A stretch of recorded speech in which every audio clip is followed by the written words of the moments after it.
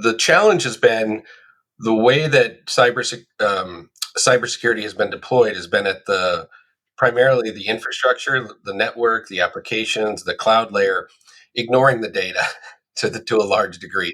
We would argue it's probably less than 17% admitted to having the right technical controls in place to know what data was being loaded into the public LLM tools that are out in the marketplace, whether it's ChatGPT or Claude and so forth. A couple of days ago, I sat down with Tim Freestone, who's Chief Marketing Officer, and Patrick Spencer, Senior Vice President of Marketing for Kiteworks, and we talked about their 2025 Data Security and Compliance Risk Report.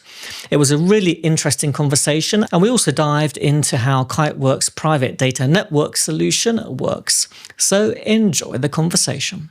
Hi, Tim and Patrick. How are you this morning? Good. Yeah, great to join you. Great. Nice to see you.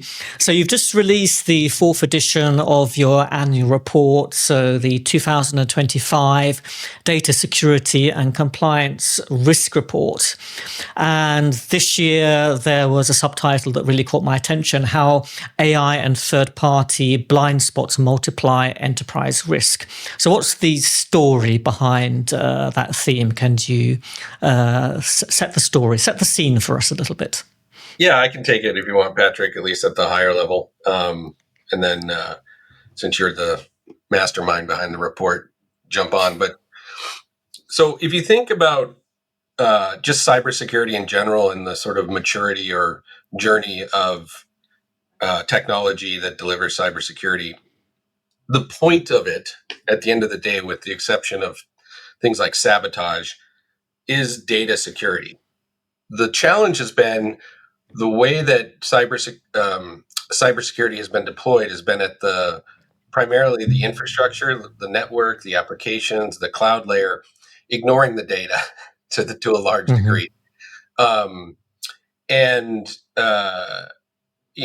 has really shined a light on that vulnerability, and the fact that companies don't have the visibility that they need on where their data is, what's sensitive, who has access to it, what has access to it now with AI. And it gets more complex when it becomes not just internal, but external, hence the third party piece, because most enterprises have tens of thousands of information supply chain contractors, suppliers, et cetera, that access that data. So we're really turning a corner right now where the entire industry is realizing, oh, shoot, it was about the data the whole time. It reminds me of back in the 90s. Who was the political consultant for Clinton? Can't remember his name. Name's Carville. Yeah, David Carville. He helped Clinton win by saying it's the economy, stupid. And now I want to say it's the data, stupid. So we're finally there, essentially. That's the genesis of this. Well, and Russell, just to build on what Tim said, our studies found going back 4 years, as you know, and it's just not us, others uncover the same type of data points. Most organizations of any size or substance with 500 employees or more, they literally 2/3 of them or more exchange data with more than 1,000 known parties. That doesn't include all the parties they don't know of. And even some of them report over 2,500 different third-party connections. When you think about the supply chain, the breadth of it, the risk is exponential when you add everything up at the end of the day. Mm-hmm. So what's different in 2025 compared to when you first released this report, I think, in 2022? Well, AI existed, but AI was not part of the conversation or the parlance that was going on in the marketplace. And it certainly is now, as everyone in your audience knows. And many of our customers are waking up to that fact that they have AI, to Tim's point, that lacks the technical controls from a governance standpoint. So the attributes of your data, who's loading it, and you can actually control who's putting data into the AI tools. There's a lot of risk that goes on, and 17%, and we don't believe that 17% actually knows with survey questions, you never know exactly what the person is thinking. We would argue it's probably less than 17% admitted to having the right technical controls in place to know what data was being loaded into the public LLM tools that are out in the marketplace, whether it's ChatGPT or Claude and so forth, and then to control it and report on it at the end of the day. Yeah. 17% is not a very big number to begin with. AI is the answer. It's the biggest answer. It's an important one. It's starting to become an annoying answer, but it's true. But the other one is increasing regulations, especially on a global scale.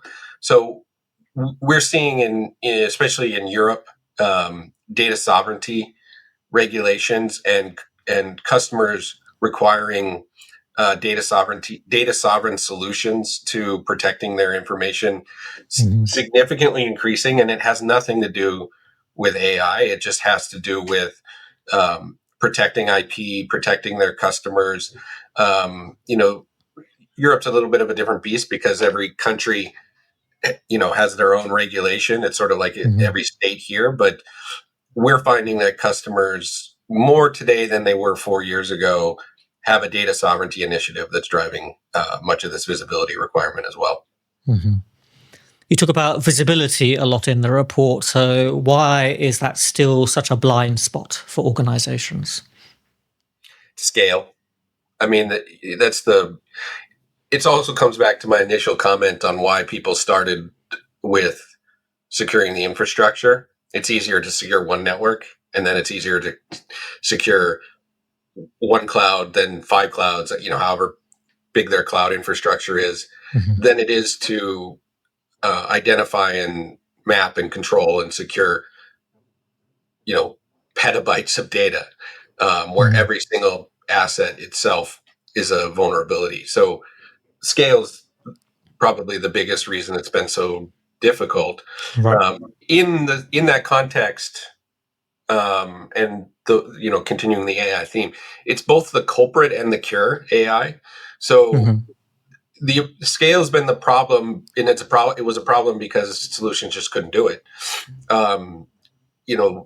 With the advancements in the generative AI environment, now these solutions are more able to scale, and therefore it's more realistic to take control over individual data assets at a petabyte level than it was before. Yeah.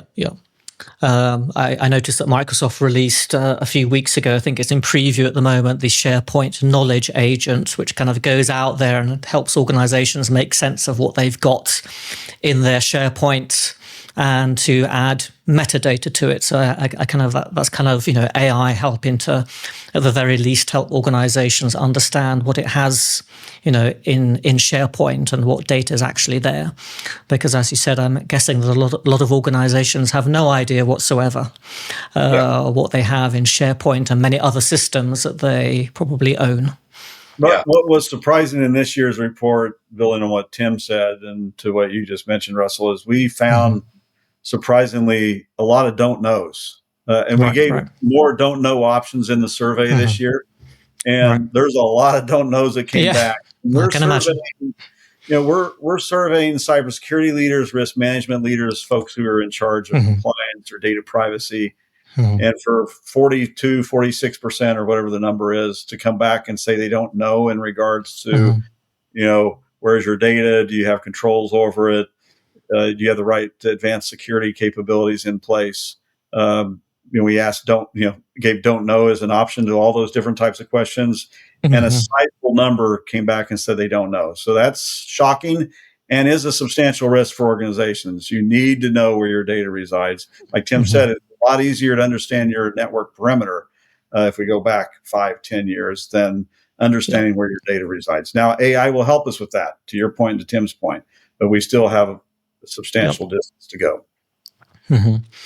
Now, in the report, it says that 46% of organizations don't know their breach frequency, and they also can't, quantify what the litigation costs of a breach might be. So what's behind that lack of measurement? I guess is it quite a difficult thing to measure? Yeah, I mean, first of all, everybody's breached right now. That's you just have to operate under the assumption and a factual assumption that somewhere in your infrastructure, network, endpoints, someone's in. And again, this just kind of comes back to the lack of visibility at scale, and also the sophistication of threat actors. You combine the challenge of visibility and the sophistication of threat actors. Look, they don't operate by rules. When you don't operate by rules, you have no guardrails to innovation, and so it's hard to fully combat that. And so you can't know everywhere that you're breached. Also, many times the quote unquote breach isn't. It just they've breached something to get nothing. There's nothing there to get of any consequence. So it's prioritization of the breaches that you find, and this is all, and then it all rolls up into resource constraints of a company. There's significant lack of resources and capability of human resources. Again, AI can help with that, but that at the end of the day is the crux of the problem is sophistication of the threat actors. You are breached, prioritization of the breaches you have, finding the breaches you don't know you have, and then the resources to do anything about it. Not to doom it, but Right. There's an MFT report that we just came out with, which is sort of a sister report. It was a separate survey that was just published as well. But at the same time, there was this is managed file transfer for the audience, just in case they don't know all the acronyms. Right. I don't know all the acronyms for that matter. But there was a recent major zero-day vulnerability and breach to a tool in the marketplace, MFT tool in the marketplace. And it's not immediate where 200 organizations, and this goes back to the supply chain where you have all these software tools. One software tool can be breached, and if they have thousands of customers, then thousands of customers get breached, and they may have millions of customers. Those millions of customers get breached, but we're still seeing that play out. That particular vulnerability, it was up to 200 and something, if I remember correctly, organizations that had reported data breaches, but that incident response takes time. The cybersecurity team doesn't always know all the different tools that are being deployed within an organizational environment, and it takes time for that to leak out, like Tim said. So every organization needs to assume that they've been breached. They need to understand their software supply chain at the same time, and know what those security capabilities look like for those third-party vendors, and they don't always know. Right? We go back. I forgot if we asked this question, but I bet the don't knows are in the 30 or 40% probably if we pose that question. Maybe we did in the report. I forgot if we did. Okay, so you also talk in the report about governance dividend. So it's like something that's actually measurable and measurable return on investment that comes from having a well-developed AI oversight. So what does that mean in principle? May I'll start, Tim, since he wasn't involved with this part, but we came up with this algorithm using AI. Probably no surprise to the audience. We do that all the time. And there were 3 elements that comprised the algorithm, and then it was a score of 1 to 10, with 10 being the most severe. Breach frequency was one element. Financial impact was a second element, and the third element was detection time, which we alluded to. And then it's scored on that scale of 1 to 10. We found that there was some substantial variances in the numbers. I'm trying to find it here while we're talking about it, but organizations that had sort of in the middle tier of 1,000 to 5,000 third parties, they seem to face the most, right? The more, if you went over 5,000 third parties in your environment, those organizations are larger. They had more controls in place. So their risk score went down. But those in that little middle set seem to have the most. It's probably because they just don't have the capability to scale, to Tim's point, and they're still trying to catch up. And we found that the risk scores, varied with those with the slowest detection times had a higher risk score. That's no surprise. So the longer it takes, to your point, to figure out that a breach has actually been detected in the environment, they're going to have a higher risk score when you factor in those three areas. And then the supply chain, as I alluded to, that number was higher. So it was an interesting algorithm to apply across different question sets. And there were some interesting variances that, I think you'll probably make the report available to your audience. The audience may want to check out afterwards. Sure.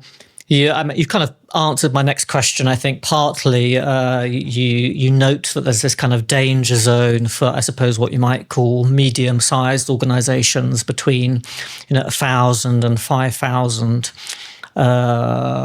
partners have the worst outcomes, as you've just said. And is it literally just because they don't have the resources to monitor what they need to monitor? Yeah, they're in that sort of sweet spot, for lack of better words, of vulnerability and resource misalignment. They're big enough to be a good target, but they're not big enough to have the money and resources to combat the targetedness, so to speak. So what can they do? Well, they have to scale. They have to scale their resources through generative AI solutions. There's just okay. I've been asked that question a number of times, and I don't know any other answer. Because you can't keep, if you don't have the bodies to throw at it, you can't. Right. And if you don't have the money to buy the bodies to throw at it, you can't. And many of these, I'll set aside just blatant ignorance, which is also a problem sometimes with that sweet spot of companies where they don't even prioritize cybersecurity at all. They look at it as a cost center versus a revenue center. That aside, we are at a crossroads of opportunity that people can either take advantage of or ignore. And the opportunity is to leverage AI created cybersecurity technology to scale to protect their environments as they couldn't before. Yeah. That's it. Yeah. Yeah, it's interesting. Today, I think the Information Commissioner for the UK has warned companies that essentially they need to also prepare for the fact that they could be left without IT systems at all, and how their businesses would operate in that kind of scenario, considering that severe cyber attacks have increased dramatically within the last year. And I guess a large part of that is to do with hackers using generative AI to scale their side of things. So, yeah. I mean, in that vein, still the number one vulnerability of any company is the people, or are the people. Right. Yeah. So the easiest door to access for threat actors are people, and through methods like phishing, where they get usernames and passwords by mimicking credible members of the organization, or and then applying ransomware to exfiltrate money. So phishing plus ransomware still seems to be the hack du jour, and it makes sense because you can only limit the amount of people in an organization to a certain degree today, and that will continue to be the biggest vulnerability. So I think one of the questions you wanted to cover related to email, which yes, too, and it has a higher risk, right? We applied that risk score. It was like 20% higher than the next closest channel where organizations exchange data. And we looked at SFTP, we looked at file sharing, we looked at managed file transfer, we looked at even data forms or web forms. I mean, how you define it, how do they exchange data? And email was the highest in terms of risk score. And it goes back to that human factor. That's the weakest link to every organization. There are some things that AI now enables organizations to do with email that I think is beginning to reduce the risk, but there's still substantial risk because it's that human element. The other areas have human elements, but not to the extent that email does in the market. So could you tell us a little bit about Kiteworks' private data network? I'm quite intrigued as to how this can be used, to help to secure what might be now considered insecure, well, were always insecure, I suppose, forms of communication like email. Yeah. So if you think about sort of the life cycle of data, it's created and stored, it moves, and it's used. Created and stored, moves, and used. So there's a lot of effort right now, rightfully and thankfully, going into the stored part. So inventorying where the data is, what it is, sensitivity levels, and that market, that capability has been around for a long time. It just hasn't been very good. It's now much better because of AI, and it goes under the acronym DSPM, Data Security Posture Management. So there's a lot of companies out there that right now that are helping enterprises, mid-market, all companies inventory their data and get a good sense of where their data security posture is, hence DSPM. There has been for a long time the move part, which has been known as DLP, data loss prevention, which is when data moves, sensitive data tries to move outside of an organization.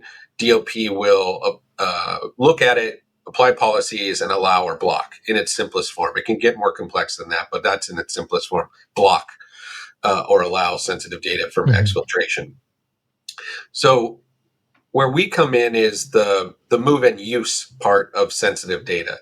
So once you have everything tagged, once you have a DLP in place for block or allow, there's still a lot of data that you need to allow but control, govern, and protect. And we're the allow but control, govern, and protect. And if you think about the ways in which data moves and is used, it's a lot of different channels. It's moved and used via email. It's moved and used via file share. It's moved and used via managed file transfer. It's moved and used via APIs. It's moved and used via SFTP, and it's moved and used via AI. So our platform brings all of those channels together so that you can allow but through Kiteworks. So allow but only allow for 7 days. Allow but view only so they can only see it. Allow but use one of our technologies, which is digital rights management, so that it's encrypted and only that person can use it. So we're the last mile of the secure data exchange use and exchange system. Companies need DSPM, wouldn't kick out DLP. Add Kiteworks for your complete lifecycle security of data. Okay, so can you give us a little bit of detail about how this private data network operates on a technical level? Is it something that's completely transparent to the end user? How does IT go about implementing it? Is it a cloud solution on premises, or how does it work exactly? Sure. So it's a platform as a service, and our customers deploy as they wish, meaning it can be deployed in their private data center. It can be deployed in their cloud, or it can be deployed in our cloud, or some mix of all of those, which we have plenty of customers that do everything I just said. So it's fully contained and owned by our customers as a platform as a service, but it's within a virtual appliance. So the compute, the storage, the interface, everything is contained in this virtual appliance. As a platform, we integrate with identity access management systems so that, let's say I share data with you, the data access goes to you. You log into our platform to access the data. If I send you an email, we sit on the Exchange server pathway, look at the data that goes through. If the metadata says this is a sensitive piece of or a sensitive asset, our platform will grab it, encrypt it, send it to you, but you have to it's password protected in order to access username and password. So we sit on the email pathway, we sit in the file as a file share system, we sit in the APIs, we sit in the MFT, we sit in SFTP, and we govern all of that through that virtual appliance that gets deployed as the customer likes, which is why I mentioned data sovereignty at the beginning, because a lot of our customers in Europe will require that everything remains in their data center in Germany, for instance, right? So it never goes to our cloud or their cloud. It's probably also worth adding, Russell, that the encryption keys we can't access. Only the customer can access them. U.S. government, other governments can't access those keys except through the actual owner of the keys, which is the customer. And then two, as part of that deployment, we've been FedRAMP moderate, which is not easy to get. We're also SOC 2 and everything else, ISO 7000, but FedRAMP moderate since 2017. And then we're FedRAMP high ready now, which is super difficult to get. So for certain customers that have very stringent requirements from the U.S. government, a lot of those are turning to us because of our FedRAMP high capabilities. A lot of other organizations that try to compete in this space don't have that level of certification and compliance. Right. Got it. So you say that, well, we've talked that, 2025 is a turning point for these kind of issues, and that just doing incremental things isn't going to cut it. So what does transformation actually look like for an organization now? I guess this comes back to AI. Yes, but it comes back to the mindset shift that data is the point. And Gartner talks about it in the context of being data-centric as a company. And that means, training of cybersecurity resources, training of employees to realize that the data is what everybody cares about, and to be data-centric and data first in how we use information, how we share information. And so it is a big mindset shift first and foremost. And then you can start talking about all of the data-centric tooling and AI. But it's got to start with the realization that the data is the point. Okay. I would agree on Tim's second point. I think the starting point is become a data-centric organization. But as part of that process, we found in the survey results, as you probably saw, Russell, that those organizations that don't have many privacy enhancing technologies, or PETs is what the acronym is. Got to love all of our acronyms in cybersecurity. They actually are the ones that are struggling the most. So, as an inflection point, I think we're beginning to see a coalescence around organizations that realize that, when you are dealing with sensitive data, private data, you need to ensure that you have technologies in place that leverage those those privacy enhancing technologies, whether it's DSPN, as Tim mentioned, or DLP, or making sure you have multi-factor authentication in place. It's not one; it's all that combine to provide the advanced security that organizations need in 2025 and beyond. Got it. So, if there was one,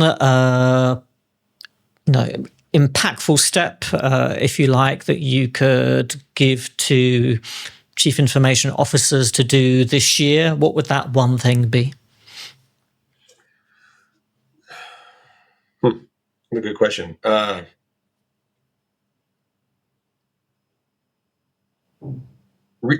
think it just comes down to realizing that mind shift needs to take place.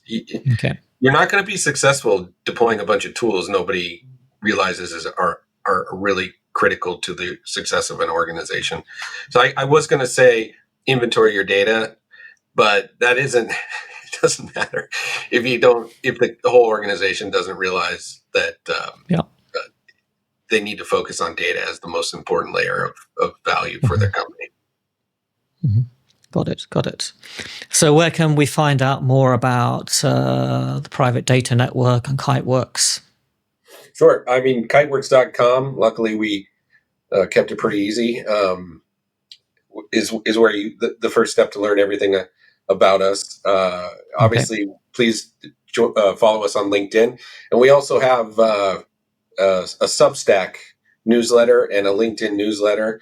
In any of those environments, if you just type Kiteworks, you'll find us. And I would say the most interesting of everything I just said there was probably be our Substack to keep on top of what's happening in the industry. We publish a couple articles a day on our Substack, and they highlight industry trends. It's not very Kiteworks centric. There is some Kiteworks stuff in there, but we try to keep tabs on cybersecurity in the marketplace, particularly from a data security and data compliance standpoint. For any in your audience who's interested in those subjects, they'll find that Substack quite helpful. The report, you just go to kiteworks.com and you go to, I think, resources and reports. And okay, we'll put a link to the report in the description for this video. You don't me, so it's not gated for whatever it's worth. Okay, and a link to there was another report that you mentioned has just been released. I guess it's up there as well in the same facility. Right. Okay, great. All right. Well, thank you very much, both of you, Tim and Patrick, for your time today. It was a very interesting conversation. Yeah, thank you. Appreciate it. Nice meeting you. Anytime. Okay, and you. Thanks, everybody, for watching today's episode, and we'll see you next time.